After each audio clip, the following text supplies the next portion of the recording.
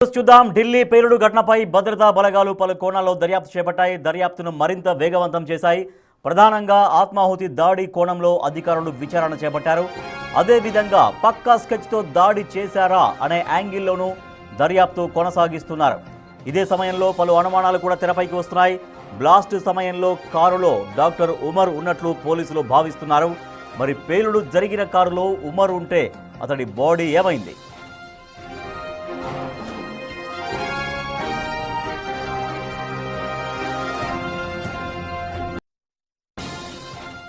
ఇదే సమయంలో మరికొన్ని అంశాలపై పోలీసులు ఫోకస్ పెట్టారు. నిన్న ఫరీదాబాద్లో అమ్మోనియం నైట్రేట్, పొటాషియం నైట్రేట్ సహా సల్ఫర్తో కూడిన 2900 కిలోల పేలుడు పదార్థాలను స్వాధీనం చేసుకున్నారు. అదేవిధంగా అహ్మద్ ఆదిల్ను అదుపులోకి తీసుకొని అతడి వద్ద ఉన్న ఆయుధాలను సీజ్ చేశారు. అంతేకాదు 2 రోజుల క్రితం 3 టెర్రరిస్టుల్ని గుజరాత్ ఏటీఎస్ పోలీసులు అదుపులోకి తీసుకొని ఉగ్ర కుట్రను భగ్నం చేశారు. ఈ క్రమంలో తాను కూడా దొరికిపోతాననే భయంతో ఉమర్ ఆత్మాహుతి దాడికి పాల్పడ్డా అనే కోణంలో బలగాలు దర్యాప్తు చేపట్టాయి.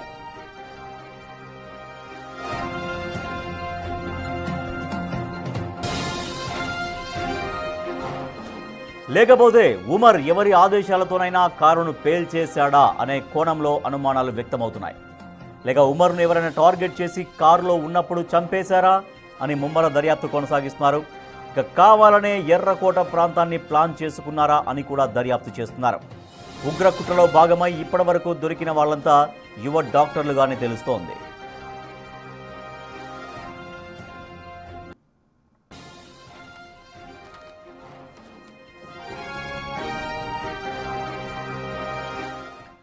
నిన్న రాత్రి దేశ రాజధాని ఢిల్లీలో ఎర్రకోట సమీపంలో బాంబు దాడి జరిగింది. దీంట్లో 9 మంది ప్రాణాలు కోల్పోయారు. అయితే ఈ దాడికి సంబంధించి ఉగ్రవాదుల దాడి అని నిర్ధారించారు.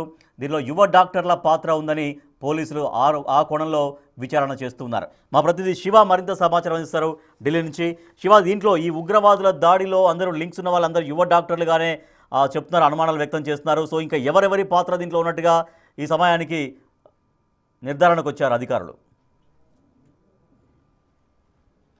రైట్, నిన్న జరిగిన బాంబు దాడికి సంబంధించి అంటే కారులో పేలుడుకు సంబంధించి ఇప్పటి వరకు బాంబు దాడిగానే ఇంటెలిజెన్స్ బ్యూరో గుర్తించింది. దీనికి ప్రధాన కారణం జైషే మహమ్మద్ ఉగ్రవాద సంస్థ ఈ దాడులకు పాల్పడి ఉండొచ్చు అనేది కూడా ఒక ప్రాథమిక అంచనా అయితే వేస్తున్నారు. దానికి సంబంధించి ఇప్పటికే కొన్ని కీలక ఆధారాలను ఇంటెలిజెన్స్ బ్యూరో, ఎన్ఐఏ, ఏటీఎస్ ఇప్పటికే కొన్ని ఆధారాలను సేకరించారు. దాని ఆధారంగానే జైషే మహమ్మద్కు సంబంధించిన ఉగ్రవాదులు ఈ దాడికి పాల్పడి ఉంటారనేది కూడా ప్రధానంగా నిర్ధారణకు వచ్చారు. దానితో పాటు ఎవరైతే ఉమర్ మహమ్మద్ ఈ వాహనాన్ని తీసుకుని వచ్చారో పార్కింగ్ నుంచి ఈ బ్లాస్ట్ జరిగే వరకు కూడా వాహనాన్ని నడిపిన వ్యక్తి ఉమర్ మహమ్మద్, అతని కుటుంబ సభ్యులను కూడా ప్రశ్నించిన నేపథ్యంలోనే కొంత సమాచారం సేకరించారు.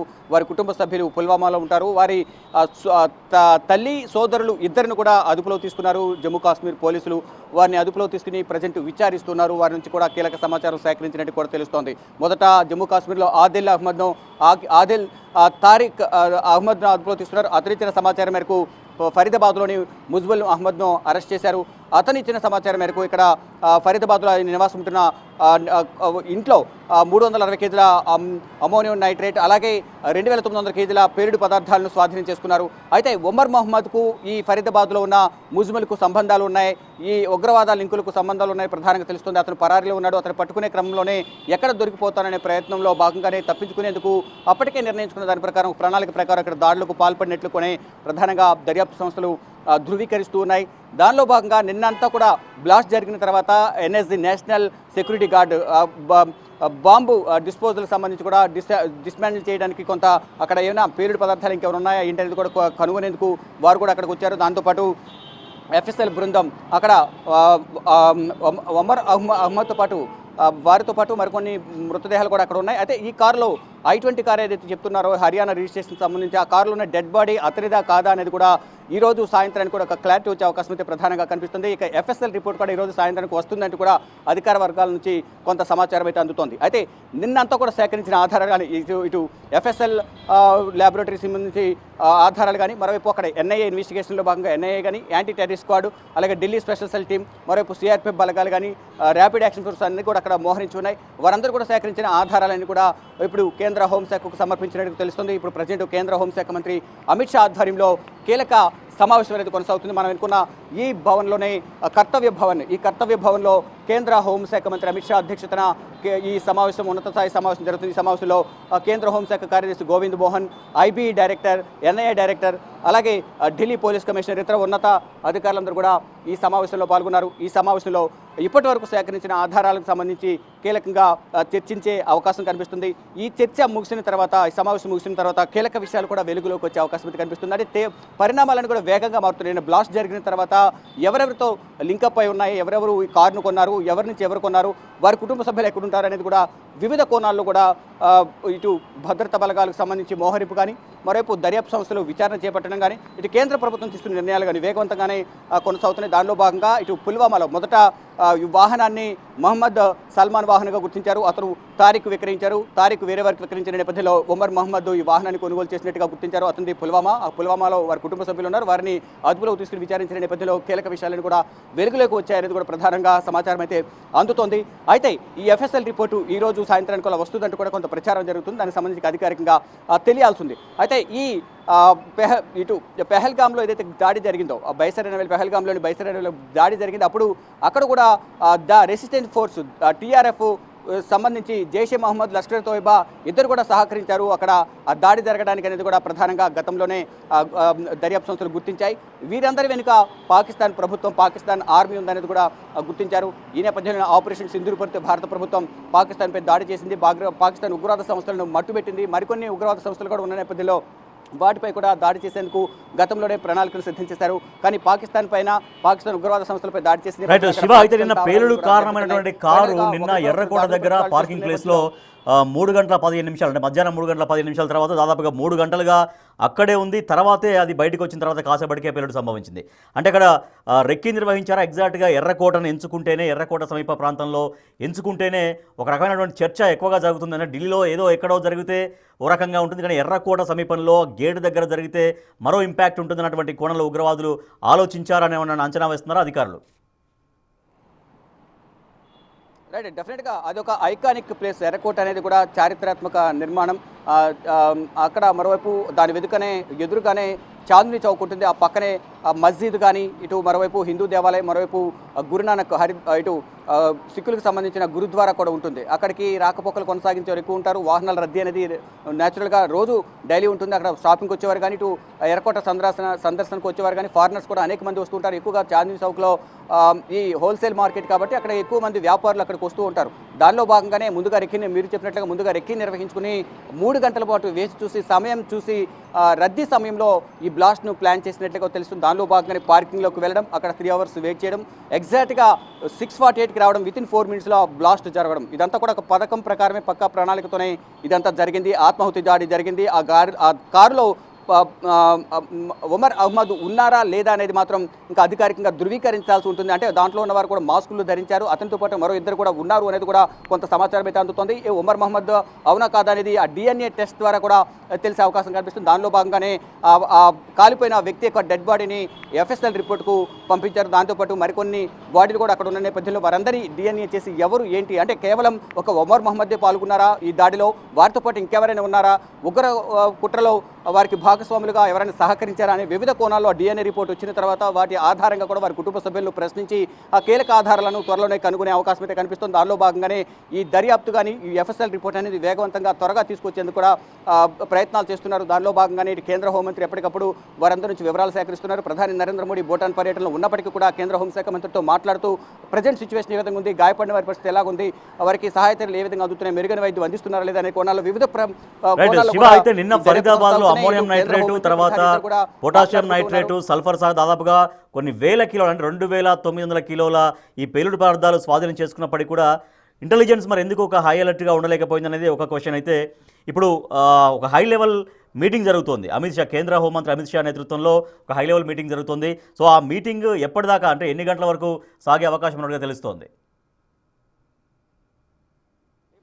లోనే ఈ ఉన్నత స్థాయి సమావేశం అయితే ముగిసే అవకాశం కనిపిస్తుంది. ఎందుకంటే ఈ రద్దీ ప్రాంతం, చాందిని చౌక్, రెడ్ ఫోర్ట్ అనేది అత్యంత రద్దీ ప్రాంతం. అక్కడ ట్రాఫిక్లని క్లియర్ చేయాల్సి ఉంటుంది. నిన్న రాత్రి నుంచి కూడా అక్కడ అంటే దాదాపు ఇప్పటికీ నిన్న సాయంత్రం 7 గంటల సమయంలో ఈ ఘటన జరిగింది. దాదాపు 17 గంటలు కూడా కావస్తుంది, 16 నుంచి 17 గంటలు కావస్తుంది. ఈ లోపు అంటే రాకపోకలకి అనుమతి ఇచ్చినప్పటికీ కూడా ఆ రెడ్ ఫోర్ట్ పేలుడు సంభవించిన ప్రాంతానికి రాకపోకలు కొనసాగించిన దాదాపు కిలోమీటర్ దూరం వరకు కూడా వాహనాలు నిలిపివేస్తారు. ఎవరు కూడా వాహనాలు లోపలికి రానివ్వడం, కాలినడకన అక్కడ నుంచి మార్కెట్లోకి వెళ్లాల్సి ఉంటుంది. ఈ నేపథ్యంలోనే ఇక్కడ సమావేశం ముగిసిన వెంటనే మ్యాక్సిమం అక్కడ కూడా రోడ్డు అంతా కూడా క్లియర్ చేసే అవకాశం కనిపిస్తుంది. దానిలో భాగంగానే అక్కడ పరదాలు కట్టి లోపల మరిన్ని సాక్ష్యాలను ఆధారాలను సేకరిస్తున్నారు. అక్కడ వాహనాలను కూడా క్లియర్ చేసేందుకు కూడా కొంత సమయం పడుతుంది. మధ్యాహ్నం లేదా సాయంత్రం లోపు ఆ రోడ్డు అంతా క్లియర్ చేసి యథావిధిగా రాకపోకలను కొనసాగించే అవకాశం అయితే కనిపిస్తుంది. దానిలో భాగంగానే ఈ దర్యాప్తు అనేది వేగవంతంగా కొనసాగిస్తున్నారు. ఇక ఈ మొత్తం రద్దీ ప్రాంతాన్ని ఎంచుకోవడం ముందుగా నిర్ణయించుకున్న ప్లాన్ ప్రకారం ఇది చేసిన నేపథ్యంలోనే ఈ బ్లాస్ట్ జరిగింది అనేది కూడా తెలుస్తోంది. మరోవైపు యాంటీ టెర్రరిస్ట్ స్క్వాడ్ గుజరాత్లో అరెస్ట్ చేసిన ముగ్గురిలో ఒకరు హైదరాబాద్కి సంబంధించి రాజేంద్ర నగర్ సంబంధించిన వ్యక్తి కూడా ఉన్నారు. అతను వైద్యుడు కావడం, అతను రెజిన్ అనే విష పదార్థాన్ని తయారు చేయడం, దాన్ని వాటర్లో కానీ వివిధ ప్రాంతాల్లో దాన్ని వినియోగించడం ద్వారా ఆ విష పదార్థాన్ని వినియోగించడం ద్వారా కూడా ఎంతో ప్రాణ నష్టం అనేది జరుగుతుంది. దానిలో భాగంగానే రెజిన్ అనే విష పదార్థాన్ని కూడా తయారు చేసింది. సైనైడ్ కంటే చాలా డేంజర్గా దీన్ని గుర్తించారు. ఈ నేపథ్యంలోనే మీరు చెప్పినట్లుగా అంటే ఒకవైపు ఫరీదాబాద్లో ఈ 360 కేజీల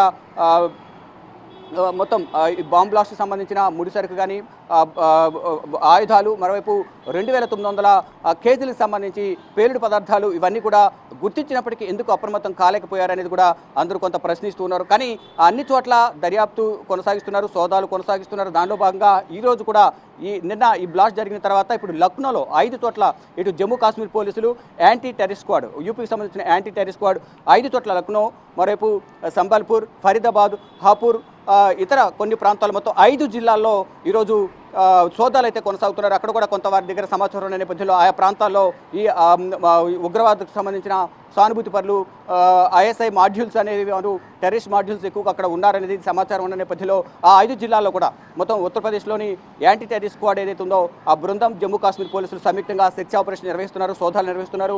వారికి వచ్చిన సమాచారం మేరకు మరికొంతమందిని కూడా అదుపులో తీసుకునే అవకాశం అయితే కనిపిస్తుంది. ఈ ఉమర్ అహ్మద్ ఎవరు అనే కోణంలో కూడా ప్రధానంగా దర్యాప్తు కొనసాగిస్తున్నారు. ఈ ఫరీదాబాద్లో ఉన్న అరెస్ట్ అయిన ముజ్మల్ అహ్మద్కు ఈ ఉమర్ అహ్మద్కు సంబంధాలు ఉన్నాయా? సంయుక్తంగా ఇద్దరి నిర్ణయాలతో వారి పైన అధికారులతో వారి పైన హెడ్స్ ఎవరుతున్నారో వారు ఇచ్చిన సూచనల మేరకు బాంబ్ బ్లాస్ట్ జరిగిందా, కారు బాంబు బ్లాస్ట్ జరిగిందా అనేది కోణంలో కూడా దర్యాప్తు అయితే కొనసాగుతుంది.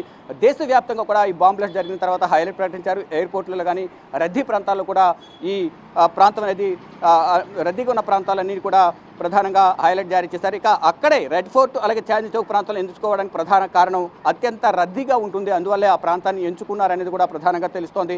ఇక వీటన్నిటిపైన కూడా వివిధ కోణాల్లో దర్యాప్తు కొనసాగుతుంది. నేషనల్ ఇన్వెస్టిగేషన్ ఏజెన్సీ కానీ ఇతర దర్యాప్తు సంస్థలన్నీ కూడా ఈ దర్యాప్తులో నిమగ్నమై ఉన్నాయి. వీలైనంత త్వరగా ఈ బాంబ్ బ్లాస్ట్కు కారణాలు ఎవరు, దాంట్లో బ్లాస్ట్లో ఎటువంటి పదార్థాలను వినియోగించారు అనే కోణంలో కూడా దర్యాప్తు కొనసాగుతుంది. అధికారికంగా కేంద్ర ప్రభుత్వం ఇటు నిఘా వర్గాలు కూడా అధికారికంగా ప్రకటించాల్సి ఉంది. ఇప్పటి వరకు మృతుల సంఖ్య కూడా పెరిగింది. నిన్న రాత్రి వరకు 9 మంది మృతి చెందారని చెప్పారు. ఇక్కడ ట్రీట్మెంట్ పొందుతూ జేఎల్ఎన్జేపీ అంటే జే లోక్నాయక్ జయప్రకాష్ ఆసుపత్రిలో ట్రీట్మెంట్ పొందుతున్నారు. ట్రీట్మెంట్ పొందుతూ కూడా మరో 3 చనిపోయారు. మొత్తం 12కు మృతుల సంఖ్య పెరిగింది. మరోవైపు ఈ మృతుల కుటుంబాలకు సుప్రీంకోర్టు ప్రధాన న్యాయమూర్తి జస్టిస్ బిఆర్ గవాయ్ కూడా నివాళులు అర్పించారు. వారందరూ కూడా మేము వారి కుటుంబాలకు అండగా ఉంటాము, ఈ బ్లాస్ట్ను మేము కఠినంగా ఖండిస్తున్నామంటూ కూడా జస్టిస్ బిఆర్ గవాయ్ మృతులకు నివాళులు అర్పించారు. ఇక దేశవ్యాప్తంగా కూడా ఈ దాడిని ఖండిస్తున్నారు.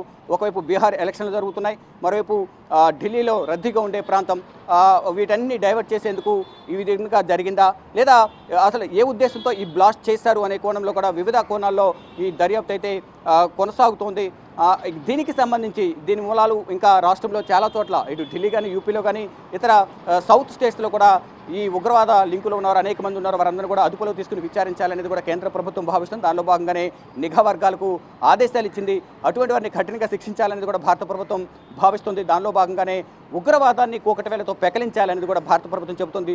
ఎప్పుడైతే ఈ ఆపరేషన్ సింధూర్ సమయంలోనే ఇటు పాకిస్తాన్ భారత్ మధ్య సత్సంబంధాలు క్రమేపీ తగ్గిపోయాయి. ఇటు వాటర్ను ఆపేయడం కానీ వారికి పాకిస్తాన్కు సహకారం అందించడం కానీ వాణిజ్యానికి సంబంధించిన ఒప్పందాలు క్యాన్సిల్ చేసుకోవడం కానీ అనేక విషయాలన్నీ కూడా క్యాన్సిల్ చేసుకోవడం ద్వారా అనేక ఒప్పందాలు క్యాన్సిల్ చేసుకోవడం ద్వారా పాకిస్తాన్ ఆర్థికంగా ఇబ్బందులు ఎదుర్కొంటుంది. కానీ ఉగ్రవాదాన్ని పెంచి పోషిస్తుంది. ఆ ఉగ్రవాదాన్ని పెంచి పోషించడం వెనుక పాకిస్తాన్ ఉంది. జైషే మహమ్మద్, లష్కర్ తోయిబా, హిజ్బుల్ ముజాహిద్దీన్, ద రెసిస్టెన్స్ ఫోర్సు, ఐఎస్ఐ ఇలాంటి ఉగ్రవాద సంస్థలను పాకిస్తాన్ పెంచి పోషిస్తుంది.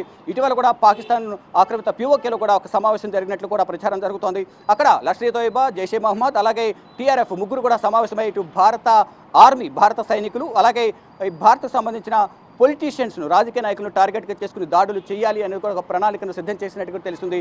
దాన్ని ధీటుగా ఎదుర్కొనేందుకు భారత సైన్యం, భారత కేంద్ర ప్రభుత్వ సిబ్బంది, అధికారులందరూ కూడా సిద్ధంగా ఉన్నట్లు కూడా వీరు కూడా ప్రతిగా ట్విట్టర్లో పోస్ట్ చేశారు. ఇలా ఒకరిపై ఒకరు దాడులు, ప్రతిదాడులతో ఇంకా ఇది మరింత హీట్ ఎక్కే అవకాశం కనిపిస్తుంది. కానీ ఒప్పుడు ప్రధానంగా గతంలో ఈ ఆపరేషన్ సింధూర్ సమయంలో ఒక ఒప్పందం కుదిరింది.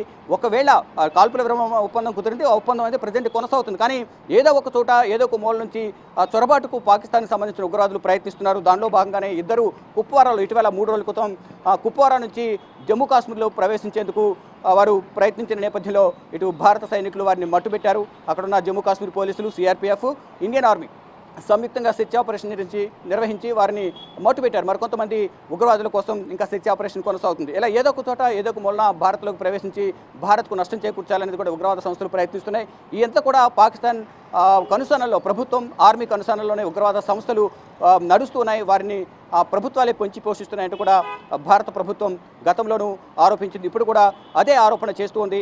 ఆపరేషన్ సింధూర్ సమయంలో కూడా ఒకవేళ దాడులు కనుక మళ్ళీ ఇటువంటి దాడులు పునరావృతం అయితే మాత్రం మా ప్రతిదాడి అనేది చాలా దారుణంగా ఉంటుంది, ఊహకందని విధంగా ఉంటుందని కూడా భారత ప్రభుత్వం, ప్రధాని నరేంద్ర మోడీ, కేంద్ర హోంశాఖ మంత్రి, రక్షణ శాఖ మంత్రి, కేంద్ర ప్రభుత్వం మంత్రులందరూ కూడా ఆగ్రహం వ్యక్తం చేశారు, హెచ్చరికలు కూడా జారీ చేశారు. ఒకవేళ ఇప్పుడు ఈ దాడి వెనుక పాకిస్తాన్ ప్రభుత్వం ఉంది అని తేలితే కనుక ఫర్దర్గా భారత ప్రభుత్వం ఎటువంటి నిర్ణయాలు తీసుకుంటుంది అనేది కూడా చూడాల్సిందే. ఇక ప్రజెంట్ మాత్రం నిన్న జరిగిన బాంబు బ్లాస్ట్కి సంబంధించిన సమావేశం, ఉన్నత స్థాయి సమావేశం కేంద్ర హోంమంత్రి అమిత్ షా అధ్యక్షతన జరుగుతోంది. మరోవైపు వివిధ రాష్ట్రాల్లో, వివిధ జిల్లాల్లో కూడా anti terrorist squad, Jammu Kashmir పోలీసులు ఈ ఉగ్రవాద సానుభూతి పనులు ఎవరైతే ఉన్నారో వారికి ఉన్న సమాచారం ప్రకారం అక్కడ సోదాలు నిర్వహించి వారందరినీ కూడా అదుపులో తీసుకునే ప్రయత్నం అయితే చేస్తున్నారు. Rajesh. Right, thank you Shiva. నిన్న రాత్రి 7 గంటల సమయంలో ఎర్రకోట సమీపంలో బాంబ్ బ్లాస్ట్ జరిగింది. దీంట్లో నిన్న స్పాట్లో 9 మంది మరణించారు. ఇవాళ ఆసుపత్రిలో చికిత్స పొందుతూ మరో 3 చనిపోయారు. ప్రస్తుతం అయితే హై లెవెల్ మీటింగ్ కొనసాగుతుంది కేంద్ర హోంమంత్రి